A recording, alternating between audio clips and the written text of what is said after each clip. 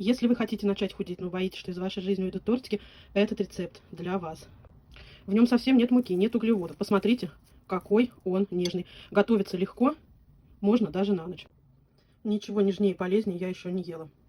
Вначале могу предупредить, что для этих коржей обязательно нужна силиконовая, просиликоненная пергаментная бумага или силиконовый коврик. Коржи должны полностью остыть, и даже если они тяжело снимаются, какой-нибудь лопаточкой просто их аккуратненько срезайте. Ребята, это очень вкусно. Готовим торт из 2 ингредиентов. ПП. Белки отделяем от желтков. Белки взбиваем. В желтки добавляем столовую ложку мягкого творога и подсластитель. Я добавила ванилина, можно добавить еще какао. Аккуратно смешиваем белки с желтками и творогом. Выкладываем вот такими вот коржами на силиконовую бумагу. Выпекаем примерно 10 минут в 220 градусов. Прошло 10 минут, вот такие вот нежные коржи получились. Сейчас они остынут и будем собирать торт. Я пытаюсь забыть тебя, и силы кончаются. Я так хотел не любить.